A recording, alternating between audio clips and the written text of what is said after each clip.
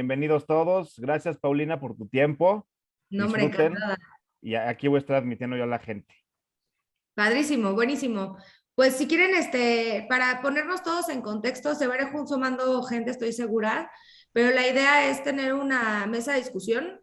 El tema que vamos a tratar el día de hoy es Change Readiness, y cuando hablamos de Change Readiness, para pues, bajarlo un poquito más y aterrizarlo un poquito más, estamos hablando de favorabilidad al cambio.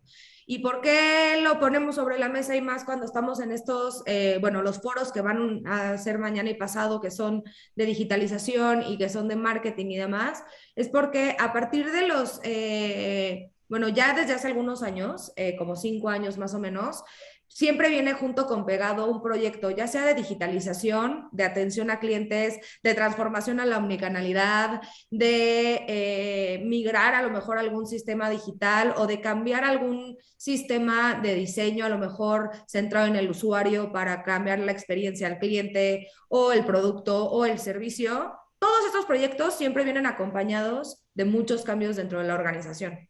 Y una de las cosas que nosotros nos hemos dado cuenta en estos pues ya casi 10 años de estar trabajando alrededor de cómo habilitar a las empresas para ser más responsivas al cambio, es que la gestión del cambio siempre se queda como una última prioridad. Entonces, creamos todos estos procesos, inversiones, proyectos de digitalización, pero esa última parte que es la razón que puede hacer que la gente adopte o rechace por completo tu producto, tu cambio, tu proyecto, se queda como una prioridad última. Y muchas veces no se considera dentro de la inversión o no se considera dentro de los tiempos de implementación del proyecto. Entonces, cuando eso pasa, nos damos cuenta que, y ese es un dato que tenemos actualmente en nuestra base, el 72% de las iniciativas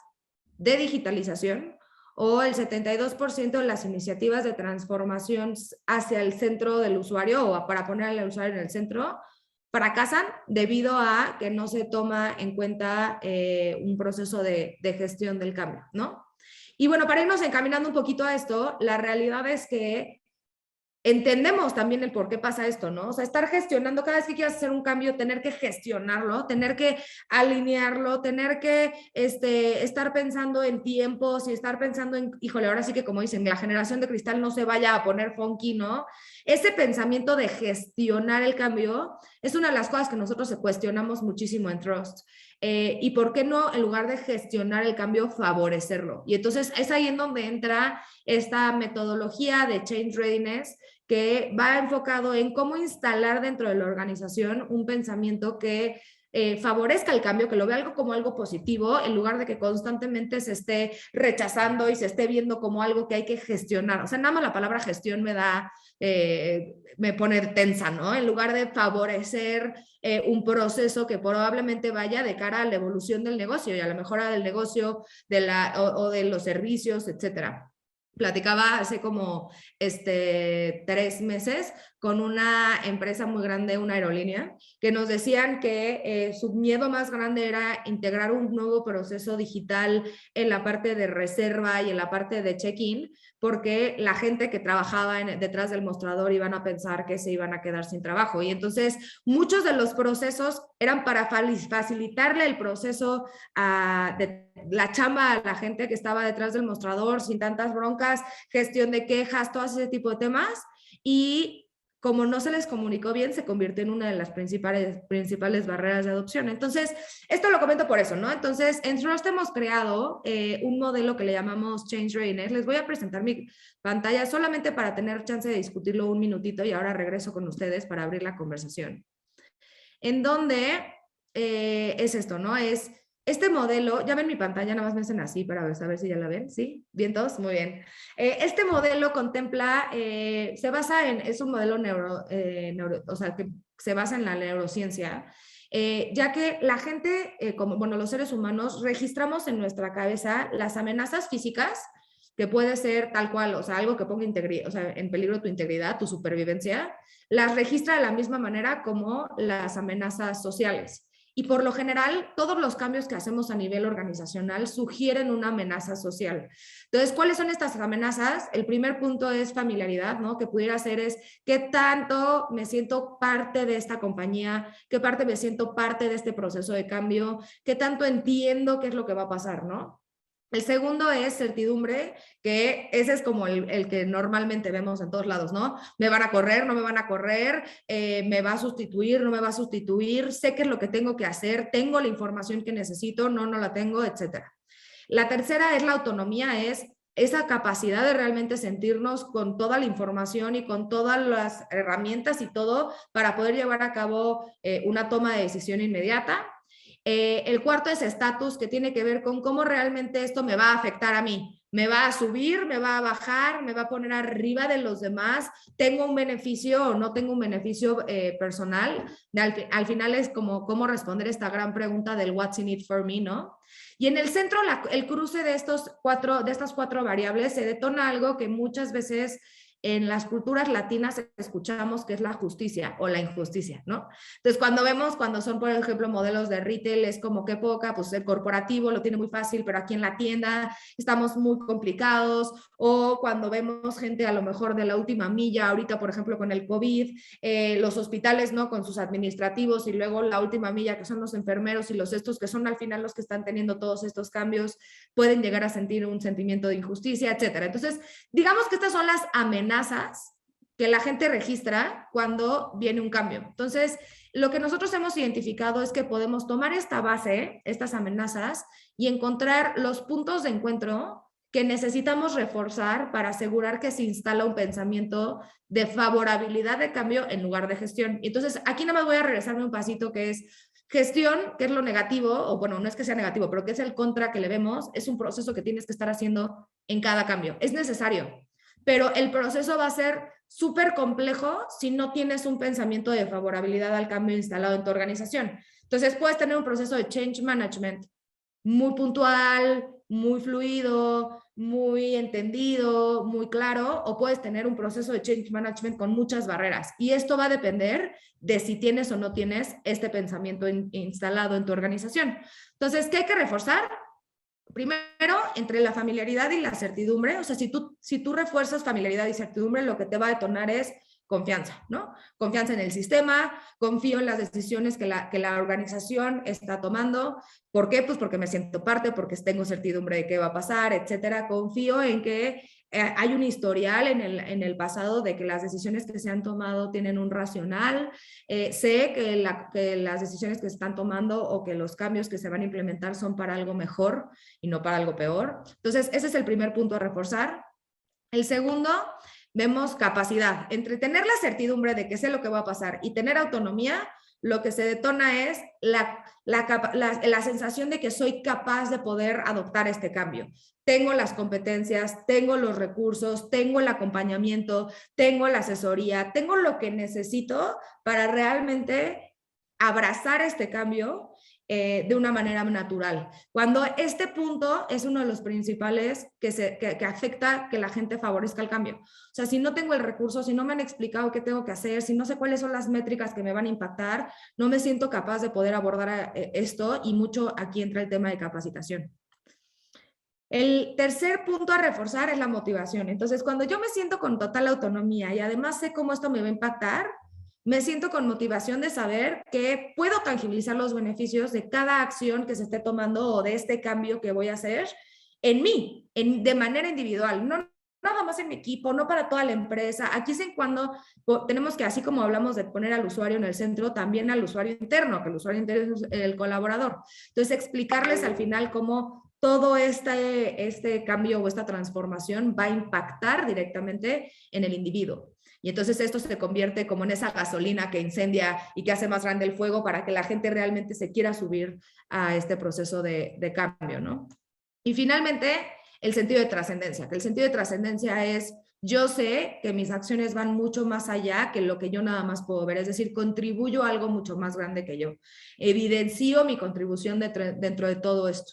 Entonces, esto se los platico porque al final, cuando logramos reforzar estas 4 ejes, o cuando tomamos estos 4 ejes, y los estamos checando todo el tiempo. Cuando una organización va a pasar por un proceso de transformación, que como les decía, mucho cuando hablamos de digitalización está centrado en cambios y los cambios y las inversiones se ven afectadas directamente por no tener este proceso.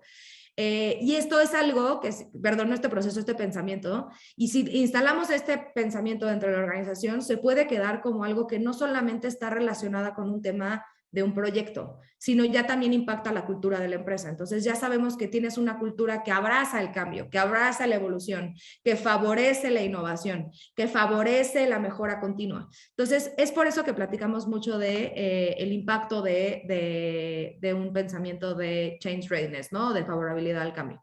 Como les decía, es buscar la resiliencia, lograr la responsividad, favorecer la innovación, la mejora continua, y esto se da cuando constantemente estás reforzando estos 4 ejes. Entonces, con esto me gustaría como dejar como 5 puntos que vemos que son como muy importantes para poder habilitar este pensamiento en las empresas.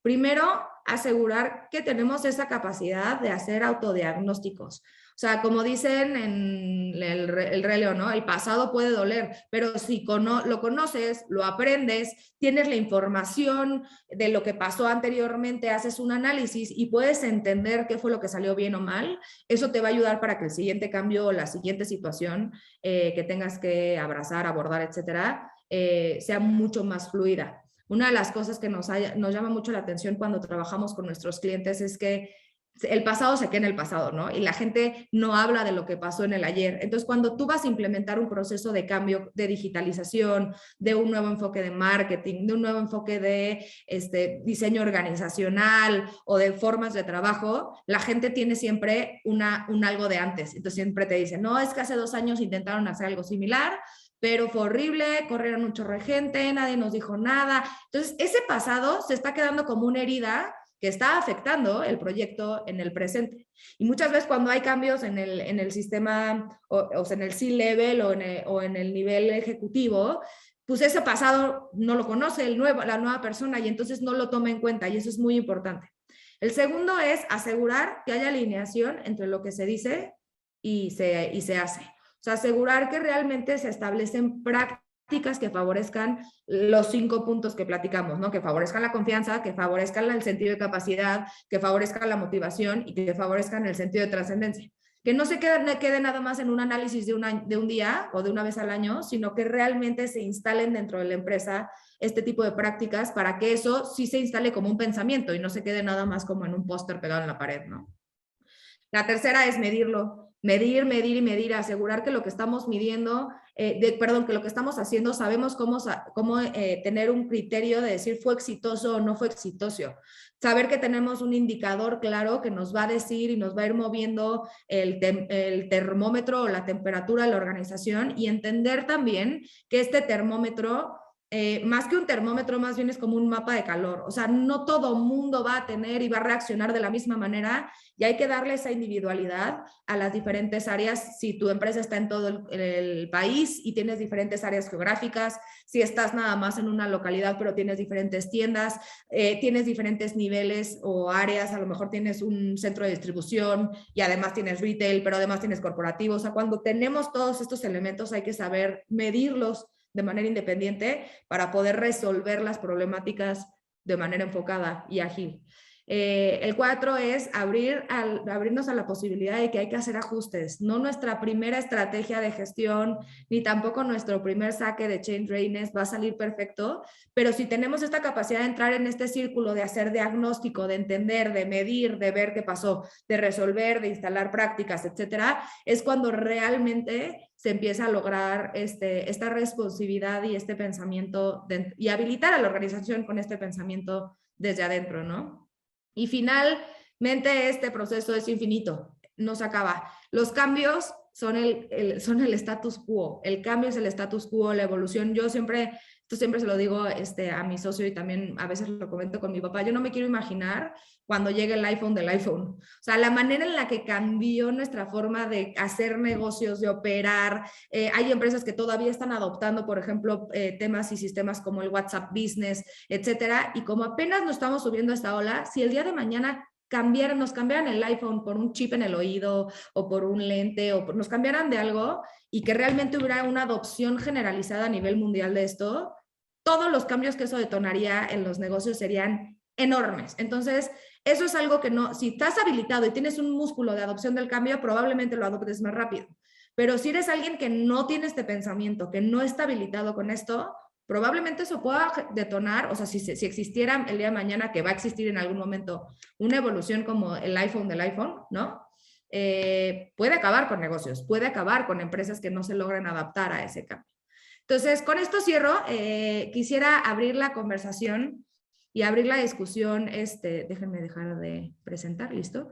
A los que están aquí, ¿no? Me gustaría preguntarles, ahora sí que ahora sí, mesa redonda, si han tenido situaciones en las que han implementado el cambio y que no, por no tener este pensamiento, no ha pasado al siguiente nivel, cuáles son las barreras que se han encontrado, pero también si les hace sentido estos puntos que mencionamos, de cómo no nada más quedarnos con la gestión, sino ir un paso más allá e instalar este pensamiento dentro de la organización. Andrea, veo que nos saludas. Sí. Gracias, Paulina. Creo que es muy interesante el modelo que compartes y lo que me llamó la atención y me gustó mucho es que creo que yo que trabajo en la parte cultural, o sea, de toda la cultura de la organización, este modelo no nada más nos ayuda a identificar qué debemos de hacer previo al cambio, sino que nos ayuda también a identificar todas las áreas de oportunidad que tenemos en la cultura de la organización y muchas veces no sabemos por qué cambio empezar, ¿no? Entonces creo que este puede ser como un primer inicio para identificar en dónde estamos un poquito bajos, en dónde estamos bien y qué debemos de mantener y qué debemos de reforzar. Y a la hora que vengan los cambios, entonces estar preparados para que, como dices, ¿no? La gente realmente adopte todos estos cambios. Y ahorita que decías con qué barreras se han encontrado, yo en lo personal creo que uno de los puntos que veo muy importante es el tema de la confianza, que creo que la confianza por consecuencia genera justicia, ¿no? Entonces, cuando confías en el proceso y hay comunicación, que la comunicación obviamente detona esta confianza, pues es un proceso que se lleva mucho más ligero, mucho más eficiente, transparente, en donde no hay tantas confusiones ni radio pasillo, que eso luego en la cultura pues puede generar ahí controversia. Entonces creo que puede ayudar muchísimo. Yo lo vi como un modelo que te ayuda como guía de los pilares que debemos de atender antes de cualquier cambio, antes de cualquier proceso también cultural.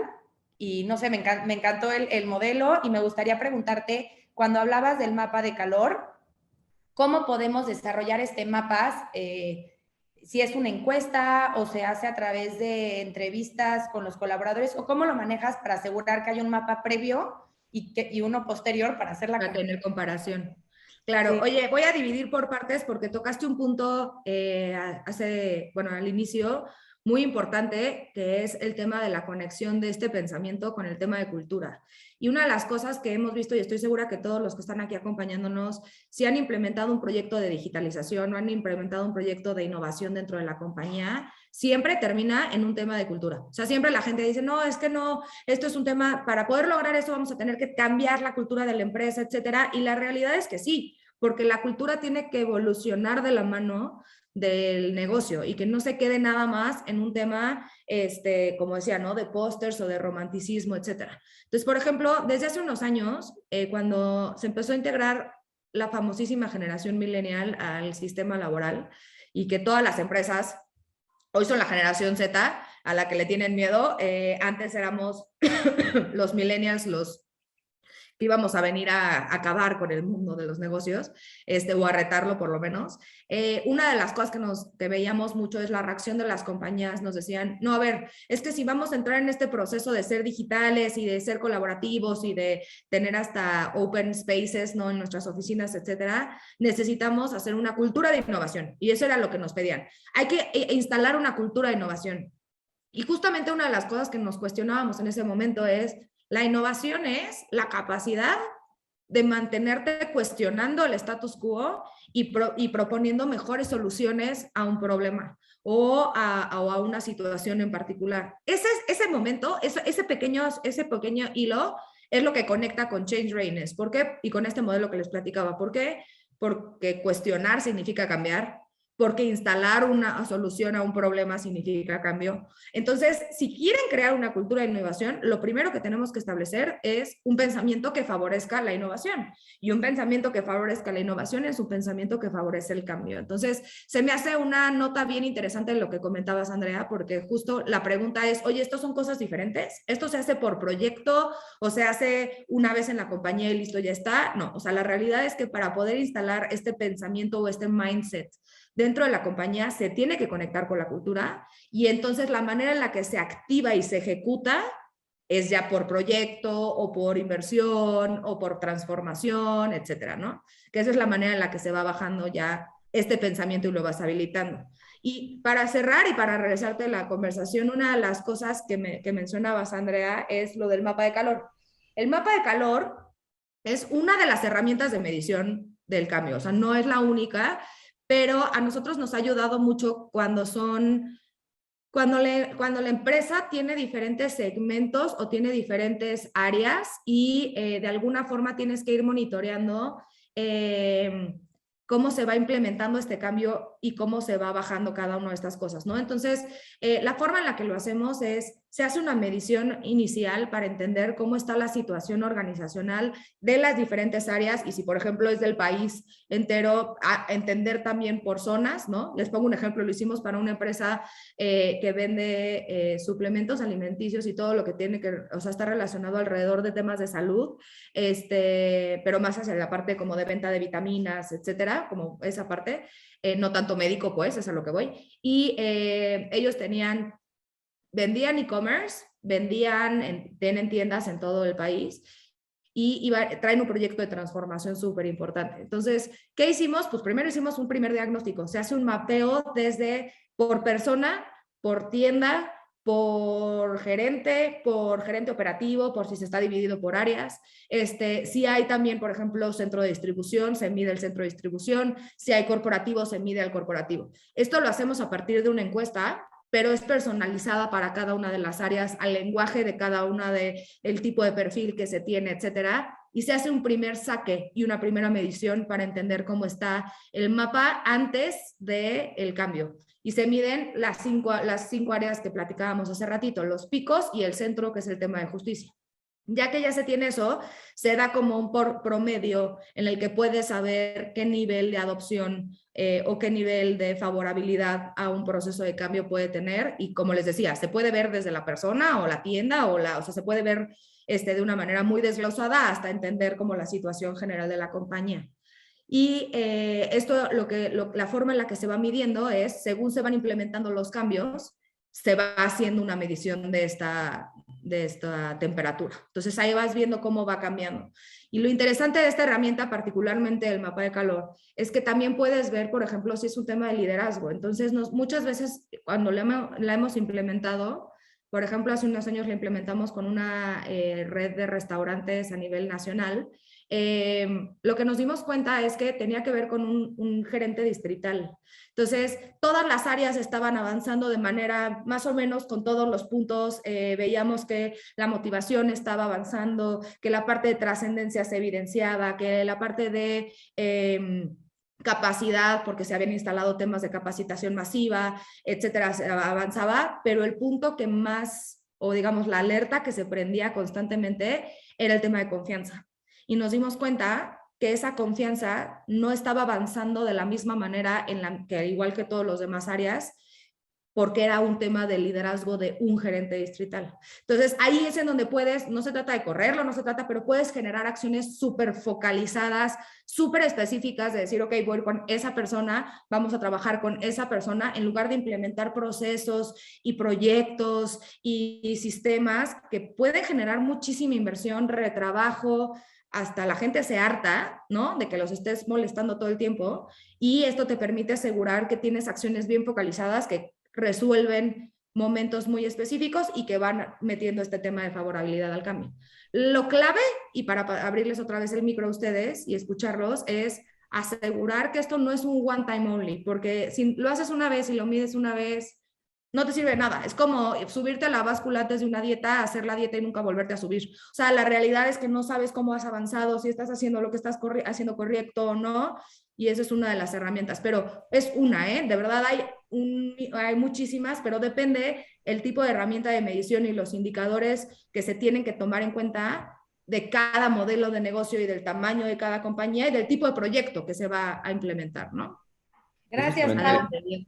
Gracias, perdón, rápido. Nada más era agradecerte la respuesta y preguntarte qué diferencia tiene este modelo con un change management común y corriente como los venimos conociendo. Lo que les decía es que es complementario, o sea, la gestión de un cambio se tiene que hacer, o sea, se tiene que tomar en cuenta siempre porque es la manera en la que vas a pensar, cómo vas a ir implementando poco a poco los pasos, cómo se lo vas a ir comunicando a la gente, o sea, la gestión del cambio es algo que se tiene que llevar a cabo, un proceso de change management es importante, pero lo que les decía es la instalación de este tipo de mindset en la compañía, lo que te va a permitir es que eso fluya y que sea una gestión pues fácil, natural, algo mucho más sencillo porque ya la gente tiene este chip de adopción o si no tienes esta adopción del cambio o favorabilidad al cambio, lo más probable es que cada proceso de gestión del cambio te topes con una serie de barreras, con una serie de cosas que muchas veces eso es lo que hace que se pierda fe. Y la gente dice, no, es que no funciona porque al final la gente termina enojada, de todos modos no lo adoptan, terminamos pasándonos de presupuesto, viene un coach de no sé quién y no termina haciendo nada. Entonces, la realidad es que se pierde la confianza o se pierde la credibilidad en los procesos de change management muchas veces porque no existe esta instalación de pensamiento de ver el cambio como algo pues, favorable en lugar de verlo como algo que nos escandaliza, ¿no? Gracias. Adelante. ¿Quién más quiere? Yo justamente quería preguntarte algo que estabas mencionando, Paulina, que me pareció súper interesante, que es este tema de no solamente se hace una vez, como dices, es como como hacer dieta y subirte solamente una vez a la báscula, ¿no? Pero yo lo que quería preguntarte es, ¿qué opinas de hacer assessments de change readiness para compañías que no necesariamente tienen un gran cambio, como el que contabas, por ejemplo, de estas tiendas de retail de vitaminas? ¿Crees que las compañías deberían hacer assessments de change readiness sin importar que venga un gran cambio, un cambio pequeño o tal vez ni siquiera cambios, o solamente lo dejarías para compañías que sí tienen estos grandes cambios planeados? No, me hace muy buena pregunta, Diego. Yo más bien voy a regresarles con una pregunta. ¿Tuvieron ustedes que, o sea, se imaginaban en algún momento que iba a venir una pandemia? ¿Tú sabías que iba a venir una pandemia hace un año, o bueno, más no un año, hace 3 años, y yo te hubiera dicho que te ibas a tener que volver a aprender cómo lavarte las manos? ¿Me hubieras creído? Probablemente la respuesta hubiera sido no. Entonces, la realidad es que, claro, o sea, los cambios es algo que va a pasar, o sea, es inminente. Y se volvió cliché, ¿no? O sea, el cambio es la constante. Era una frase, pero que se repetía tanto que fue cliché. Hasta que nos estamos enfrentando o nos enfrentamos a un momento de cambio mundial que nos hizo entender que no era cliché, que sí teníamos que tener este pensamiento adentro, que sí teníamos que estar adoptando cosas, que sí teníamos que tener esta apertura a abrirnos a diferentes modelos. Y te lo comento porque, por ejemplo, llevamos años no escuchando del home office. O sea, el home office, digo, para ustedes que se ven muy jóvenes, no es nuevo.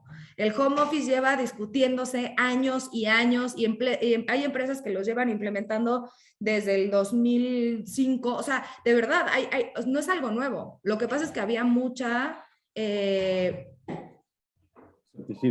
muchas barreras y había como esta percepción de como, ¿por qué? No voy a tener control de la gente, va a bajar la productividad, ¿cómo controlo los que sí vienen a la oficina, pero los que no vienen a la oficina? Y mucho estaba alrededor de la palabra control y de la palabra administración y de la palabra gestión.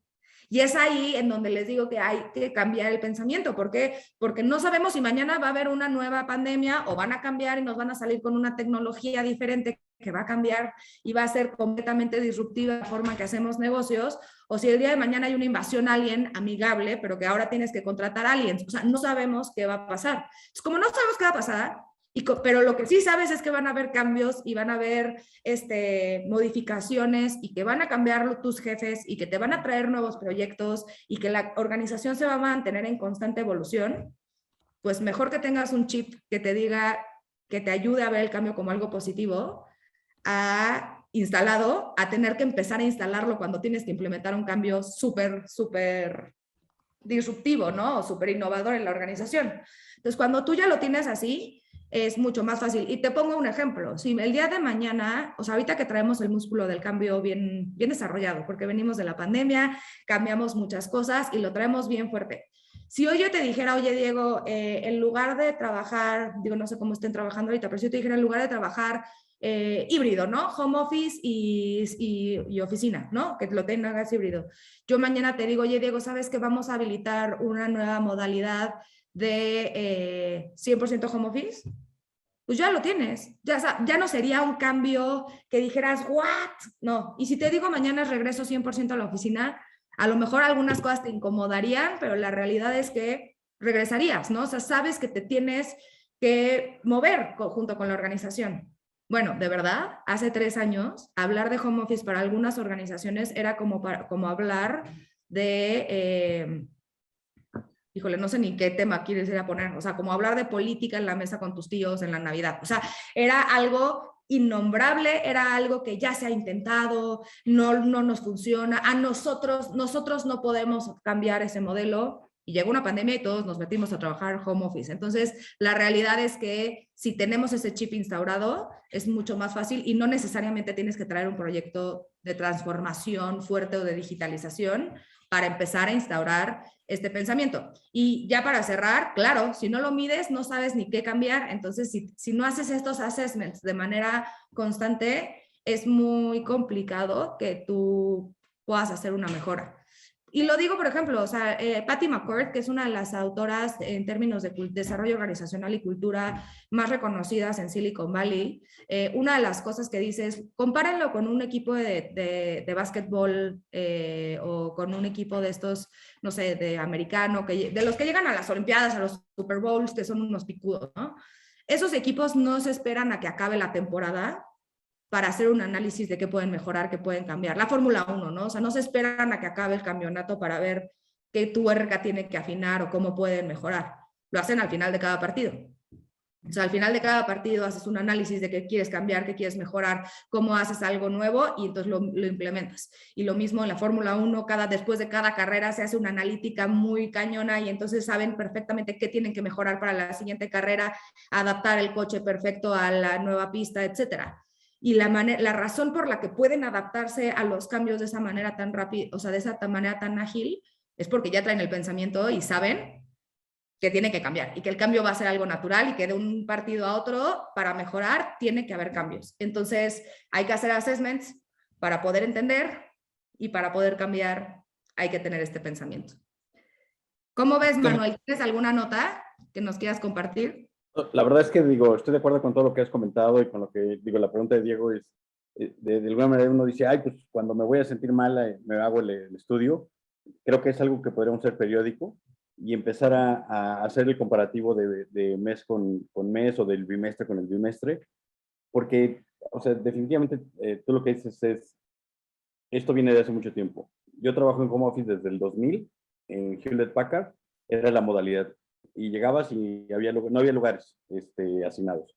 Tú llegabas, te decían, en esta fila puedes coger el que quieras, menos el del fondo, porque ahí el gerente es el que se sienta y él seguramente va a venir más seguido que tú. Pero no, esa es una forma. Y eso era muy loco en otros lados.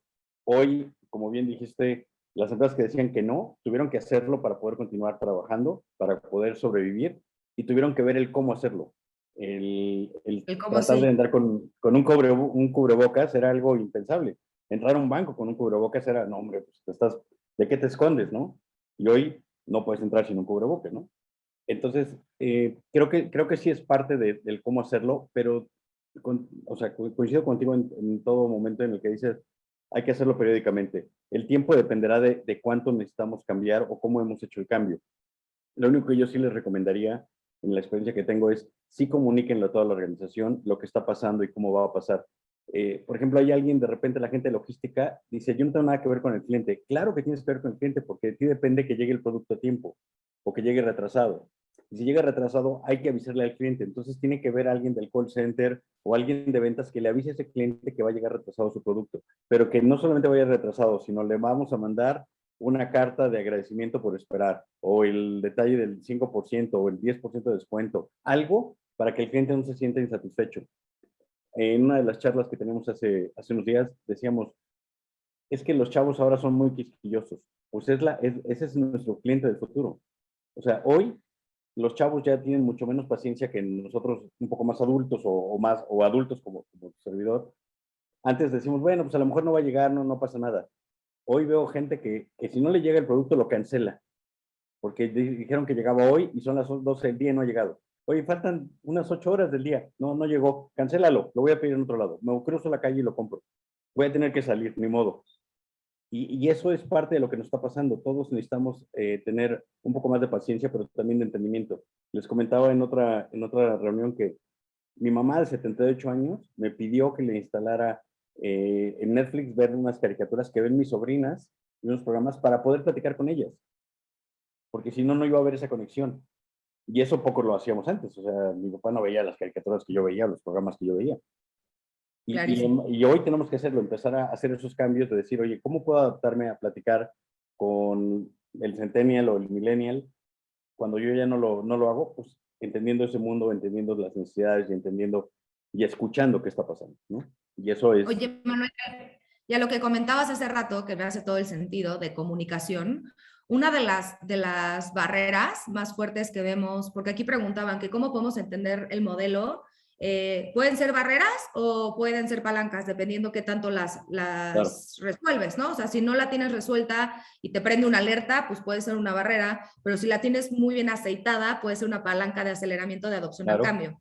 Pero ahorita cuando hablabas de la parte de comunicación y de que se comunique a toda la compañía, ese es un punto que afecta a la parte de trascendencia, y déjame explicártelo así.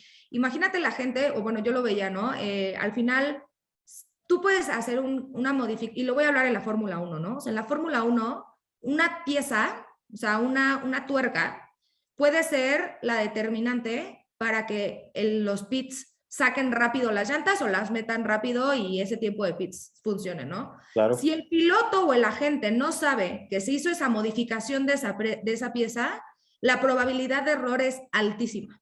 Entonces, aquí el punto es comunicar que está sucediendo esta innovación, esta transformación, esta nueva pieza, pero también hacerle entender a las personas que están detrás de esto el impacto de su trabajo. Entonces, es el que tú sepas que estás haciendo una transformación de esta tuerca, digo, estoy utilizando la Fórmula 1, ¿no? Pero va a impactar que los pits salgan bien y que por ende el piloto gane o pierda la carrera y que por ende demos como equipo puntos o los perdamos. Si se sabe este nivel de trascendencia y de contribución al éxito colectivo, es en donde la gente empieza a ver que sus acciones impactan el outcome general de la compañía. Y esto aplica para todo. En una empresa, desde la persona que hace la limpieza hasta el CEO, tienen sus acciones una contribución al outcome general de la compañía. Entonces, si bien la comunicación tiene que ser para que la gente entienda el impacto de un proyecto, de una transformación, de una iniciativa, también tiene que ser para los colaboradores que están enfocados en esa iniciativa, para que ellos se les comunique el impacto y la trascendencia del proceso que van a abordar. Y esto lo comento porque en muchos clientes nos hemos dado cuenta que se hacen campañas de comunicación, ¿no? De, bueno, vamos a hacer la digitalización de la compañía, o conoce tu nuevo intranet, o mira cómo vamos a empezar a implementar esto. Se hacen campañas de comunicación, pero a la gente que va a implementar los cambios no le están explicando el impacto de la chamba y el impacto de lo que ellos van a hacer. Y ese es un punto bien importante que afecta y prende o apaga el ingrediente o el elemento de trascendencia que es parte del modelo de favorabilidad al cambio. Claro, o sea, es que todos tenemos que ver con un proceso de atención o de entrega o de facturación. O sea, digo, prácticamente necesitamos comunicarlo, hacerlo saber a todos y lo importante de cada uno. O sea, si la persona de recepción o del conmutador no contesta adecuadamente, puedes perder un cliente porque lo atendió mal, porque no, es más, no lo escuchó. Oiga, señorita, yo nomás quiero saber el número de cliente. Apriete el 1 y lo dan atención a clientes. Señorita, nomás, sí, claro, con gusto se la comunico. Es tan importante eso. Tomando el ejemplo de la Fórmula 1, la película Rush, no sé si la han visto, que tiene que ver con Niki Lauda. Él lo que dice es, hay que revisar el peso del automóvil. Yo le puedo bajar centésimas de segundo a las vueltas o segundos a las vueltas. Y el otro le dice, no, disfrútala y gózala y vive la vida, ¿no? Entonces, al final, el tema tiene que ver con gano por un segundo o un milisegundo y al segundo lugar nadie lo recuerda. Al primero siempre lo van a recordar, ¿no? Entonces, sí es comunicarlo, entenderlos todos y también, déjame decirlo, también agradecerle. Creo que es bien importante decirle a la gente, gracias por tu participación. Gracias, este es el resultado que estamos obteniendo. Este es el resultado de la gráfica, de las nuevas ventas con el nuevo proceso que tú participaste, que nos ayudas simplemente con el hecho de canalizar bien al cliente en la recepción, canalizar la atención, canalizar las quejas, atenderlos bien. Todo eso tiene que ver. O sea, yo creo que los procesos, parece mentira, cuando dices procesos soy aburrido, pero las personas trabajamos bajo ciertos pasos. Cuando los aprendo, mi exceso de confianza hace que a veces pierda los pasos. Muy importante comunicarlo y también decirles gracias a todos los que participen. Cierro.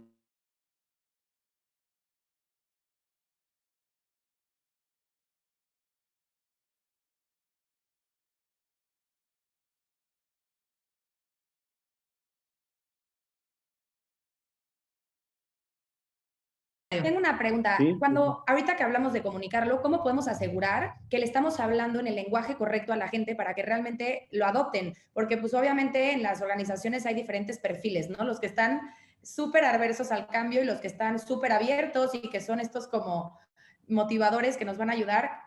¿Cómo logramos hablarles a todos en su idioma y que no se hagan 17 campañas de comunicación? Creo que es buenísima pregunta. Creo que uno de los más grandes retos que tenemos en esta nueva realidad, y no me refiero a esta nueva realidad después de la pandemia, sino a esta nueva ola de forma de hacer negocios. O sea, porque estamos cambiando y evolucionando de manera radical la forma en la que se hacían negocios en los años 70, ¿no? Entonces, o en los años 80. Entonces, es una nueva ola por completo. Pero creo que uno de los puntos más importantes y los retos más relevantes es dejar de ver a las empresas como una sola masa. La realidad es que las empresas tienen tribus adentro y hay tribus con subtribus. Y esto, por ejemplo, lo vemos mucho en las empresas que están relacionadas con temas de tecnología. El desarrollador es un tipo de perfil muy específico, tienen una forma de pensar de unos y ceros, tienen un lenguaje muy puntual, muy práctico, no se van a filosofear, ellos van a querer que les digas si le subes o le bajas, si el color es azul o es blanco o es negro, ¿no? O sea, tienen un perfil muy claro y entonces cuando tú conoces a tus tribus internas, cuando tú conoces a tu gente, puedes identificar las maneras en las que les debes de comunicar de manera distinta o debes de abordar de manera diferente cada transformación a que, por ejemplo, lo vas a hacer con un equipo de marketing o de ventas, que por lo general son gente mucho más, pues más abierta, más platicadora, le gusta conectar con la gente. Entonces, cuando entiendes esas tribus, es la manera en la que puedes focalizar la conversación. Y déjame comentar esto que es bien importante, porque hoy lo hacemos para nuestros clientes. Para nuestros clientes hacemos personas o hacemos arquetipos o tratamos de humanizar y tratamos de entender de manera mucho más humana y mucho más profunda qué te motiva, qué no te motiva, cómo tomas decisiones, en qué canales te puedo hablar mejor, cuáles son los medios o las formas en las que puedo vincularme contigo, cuáles son los puntos de la experiencia que te son más relevantes. Y todo esto lo estamos haciendo para nuestros clientes, pero muchas veces se nos olvida hacerlo hacia adentro. Entonces, esa es la manera de asegurar cómo conectar con cada tribu de manera diferente. Y o sea, al momento de identificar estas tribus, una misma estrategia, pero con distintos mensajes, es como lo podríamos manejar, o tendría que ser a lo mejor diferentes estrategias. Habría que identificar. Esa es una misma estrategia, o sea, esta vez es una estrategia base con una columna vertebral, y luego cómo la vas bajando a cada una de estas tribus es en donde haces ciertas adaptaciones. No se trata que tengas que hacer 35 diferentes, pero la realidad es que tienes una estrategia central y luego la vas bajando según las diferentes áreas, porque no a todas las áreas les vas a impactar con el mismo proyecto de la misma manera. Hay algunos que a lo mejor nada más tienen que estar enterados, pero realmente su día a día no va a cambiar. Hay otros que sí van a ser muy afectados. En fin, entonces, dependiendo del tipo de transformación o de cambio, esta modificación. Andrea, sí. Perdón, habría que identificar de cada tribu la persona que mejor comunique, que más confianza tiene en esa tribu. y esa persona te va a ayudar a comunicarlo. El mensaje es a partir de tal fecha haríamos estas tareas diferentes. Y él se va a encargar de decir, el lenguaje es así, así, así. A lo mejor se apoyará contigo para que lo revises y tú dirás sí o no, o cámbiale y muévele, pero a lo mejor hay que hacer 17 mensajes, o 15 o 12, pero con una misma base y solamente cambiando la personalización para cada tribu. Perfecto. Claro, y eso que tocas es bien interesante, Manuel, porque los influencers, ¿no? También encontrar los influencers internos, medir quiénes son tus agentes de cambio, medir quiénes son a lo mejor tus agentes de barrera, ¿no? O que están más, más renuentes al cambio. Y también medir luego a los neutrales, porque luego los que son neutrales son bien fáciles que se te vayan de a un lado o al otro. Entonces también estar midiendo e identificar de cara a la transformación y al cambio, quiénes son tus influencers internos o tus agentes de cambio y apoyarte en ellos, porque son esos elementos los que pueden ayudarte a acelerar o también identificar a estos detractores del cambio desde muy temprano, o sea, mucho tiempo antes, para poderlos trabajar y tratar con ellos antes y no dejar que esto se vuelva en una conversación que a lo mejor el día de mañana se hace mucho más grande de lo que se tenía que haber hecho, ¿no? Claro, claro. Y no tenerle miedo a la comunicación que sea bidireccional, porque muchas organizaciones lo que hacen es mandar un mail, el 20 de noviembre se hará el cambio. Ya lo comuniqué. No es cierto. Diles, oye, ¿estás de acuerdo? ¿Tienes dudas? Acércate con tu cabeza de grupo o con tu jefe de tribu o no sé cómo llamarle.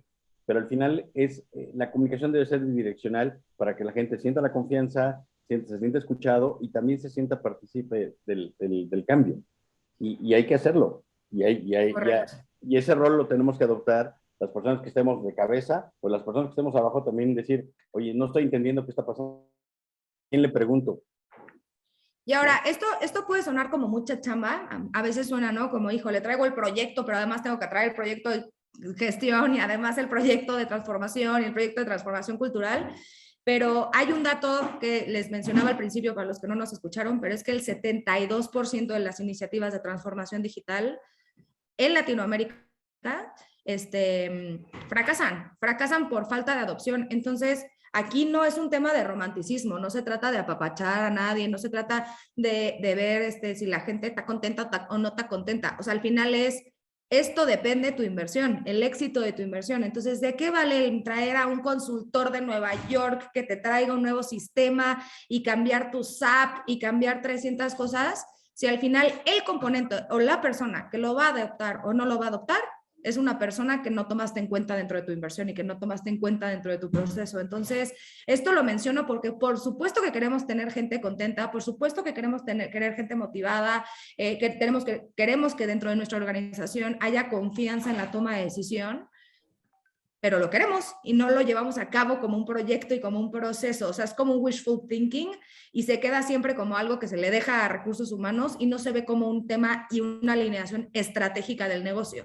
Entonces, cuando lo ponemos en números y cuando lo ponemos como un costo, te puede costar retrabajo, te puede costar que se hagan extensión de presupuestos o que nos pasemos de los presupuestos, te puede costar que no salgas a tiempo con el proyecto que tenías que sacar y que pudiera ser una súper ventaja competitiva en el mercado, te puede costar que la inversión que hiciste no tenga un retorno en el corto o mediano plazo y que más bien se vea a largo plazo porque la gente te está poniendo estas barreras. Entonces, cuando lo vemos como estas, ahora sí que amenazas a la transformación y a la supervivencia de la compañía, es cuando realmente entendemos el impacto y la importancia de tomar todos estos elementos y todas estas cosas que hemos estado platicando en esta conversación, ¿no? Dejarlo de ver como algo romántico y de campaña de comunicación y entender que es algo estratégico para que la organización realmente pueda responder ante lo que esté pasando. Una pandemia, el Titanic o un iceberg enfrente, una nueva tecnología, una nueva generación, un nuevo consumidor, una tendencia diferente. En fin, todo esto son motivadores o son situaciones que detonan estos cambios y que si internamente no tienes la capacidad para responder a ellos, pues ahora sí que es como la ley de la naturaleza, ¿no? Sobrevive el más fuerte, pero realmente el más fuerte es el que se adapta mejor, no el que llega como más fuerza, ¿no? ¿Qué más? Veo preguntas por acá que se quedaron un poco en ahí. Jorge, ¿cómo estás? Bienvenido. ¿Tienes algún comentario que quieras sumar? No sé si por ahí se quedó como... Por ahí, ¿no? Bien, me sigo. Entonces tenemos preguntas por acá en el chat. Pregunta Luis Herrera, ¿cómo podemos entender estos 4 elementos? ¿Son barreras, palancas o ingredientes? Voy a presentar mi pantalla un segundo nada más para que lo puedan ver y que entendamos a qué ingredientes se refiere la pregunta. Estos elementos que son trascendencia, confianza, capacidad y motivación son, estos conceptos que quiero llamar, como decía hace ratito, pueden ser palancas o pueden ser barreras. Si tú no lo tienes medido y tú no lo tienes entendido y tú no sabes ni siquiera en cómo está, por ejemplo, el nivel de confianza, si la gente confía en la toma de decisión o no toma en el liderazgo o no en el liderazgo, si confía y le hace coherencia tu iniciativa o tu transformación, si lo entiende dentro de un todo o no lo entiende dentro de un todo, eso puede ser una barrera. Pero si tú tienes bien instalado este elemento de confianza y la gente sabe y tiene un background y puede decir, oye, en el pasado, cada vez que se ha implementado una decisión así o un cambio así, nos ha llevado a algo bueno, nos ha llevado a algo positivo. Se me comunicó en el momento adecuado, vimos los resultados. La gente lo que hace es generar esta confianza y entonces en el siguiente cambio se vuelve una palanca de aceleramiento. Entonces, puede ser una barrera o puede ser una palanca. Tanto la confianza como la capacidad, el sentido de capacidad, como la parte de motivación, que es la tangibilización del what's in it for me. O sea, yo porque individualmente me voy a motivar a salirme de mi normal y de mi status quo para implementar cambios para la organización y que no se vean reflejados en mi propio beneficio. Aguas, el beneficio no tiene que ser nada más monetario. Puede ser monetario, o puede ser reconocimiento, o puede ser de desarrollo, o puede ser de contribución. O sea, pueden ser muchos sentidos que eleven y fomenten este sentido de motivación y del what's in it for me como individuo o como un grupo pequeño.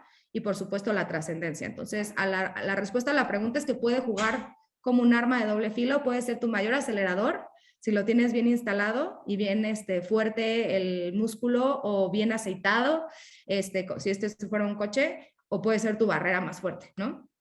Entonces, ahí va la respuesta a Luis Herrera.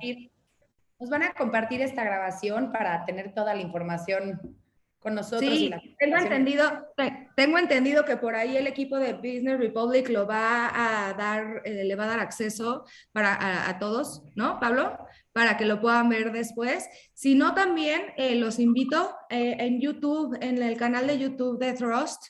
Ahí hay un video específico que salgo yo explicando con mucho mayor detalle este modelo, las implicaciones y bueno, todo lo que se tiene que conocer alrededor del modelo de Change Readiness. También lo pueden ver ahí en la página de YouTube de Thrust. Tenemos más preguntas. ¿Cómo se mide esto? Bueno, ya lo platicamos, tenemos muchas herramientas, existen muchas herramientas, una de ellas es el mapa de calor, pero a diferencia de cómo muchas veces se entiende que esto es igual a cómo mides la cultura. Aguas. Esto no es un estudio de clima laboral, no es un estudio de best place to work, todos esos son estudios muy buenos y que por lo general te pueden dar un entendimiento de en dónde estás al final de la implementación de muchas iniciativas o de muchos cambios. Pero veámoslo como un pulsito, es algo que todo el tiempo te está midiendo cómo vas en estos 5 elementos o en estos elementos que platicábamos hace rato y si vas a implementar un cambio, ¿qué tienes que reforzar para asegurar que se favorezca este cambio? Entonces, esto es diferente, no es lo mismo que un cambio de cultura. Se puede integrar dentro de la misma estudio, sí, pero esto es algo que se mide de manera mucho más constante. Y nos pregunta también Oscar San Martín, ¿este pensamiento lo puede aplicar a cualquier nivel de la compañía o debe de aplicarse a nivel general? ¿Puedo aplicarlo solo a ciertas áreas? Sí, la respuesta es sí. Este modelo sirve hasta para que lo implementen en su familia. O sea, este modelo, como les decía, está basado en la neurociencia de la persona. No está basado, o sea, se aplica hacia la organización, pero realmente tanto tiene como para la organización como hacia el individuo. Entonces, como les mencionaba al inicio, ¿cómo está armado esto? Está armado en base a las barreras o las amenazas que registra el ser humano como amenazas sociales, y estas amenazas sociales impactan la forma de tomar decisiones, de resolver problemas, de poder colaborar con otras personas, y estos tres se ven relacionados también en las amenazas sociales que representa para la organización un cambio, una transformación. Entonces esto lo puedes aplicar tanto para ti como individuo, en un grupo familiar o en cualquier tipo de grupo más masivo o organización, y entonces se puede hacer tanto un proyecto macro organizacional como en una área en específico. Tenemos Julio San Martín, también, buen día. Me gustaría hacer una pregunta y también nos están diciendo que se nos está acabando el tiempo. Julio, tu pregunta es la última. Adelante. Muchas gracias. Muy buen día para todos. Me gustaría saber cómo se aplica esta cultura cuando perteneces a un grupo de diferentes empresas. Es decir, cada empresa en particular ya tiene cierta dinámica de trabajo, cierta cultura interna, pero ¿cómo lograr que sea un poco más corporativo? Porque de pronto como que hay cierto divorcio entre cada cultura, aunque somos filiales o del mismo grupo. ¿Cómo hacer esa situación? Clarísimo.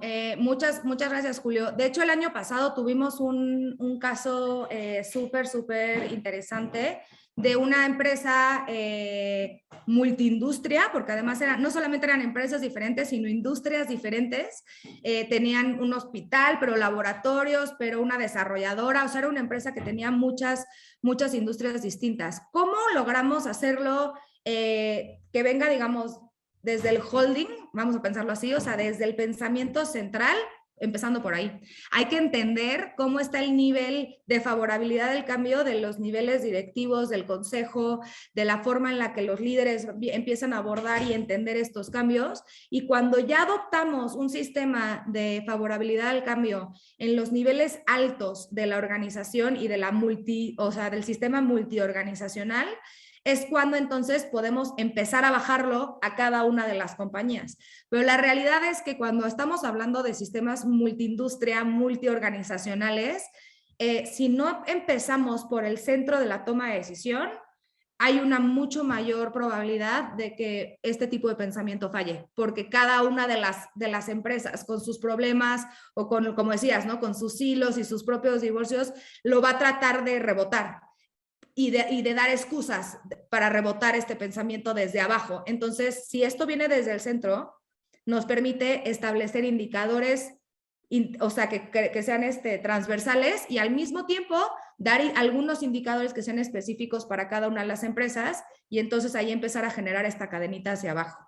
Es un reto, no es igual no es sencillo, es un reto, pero se puede hacer, y el año pasado tenemos un ejemplo de un caso de éxito increíble de una empresa que lo pudo hacer no solamente con empresas diferentes, sino industrias completamente diferentes.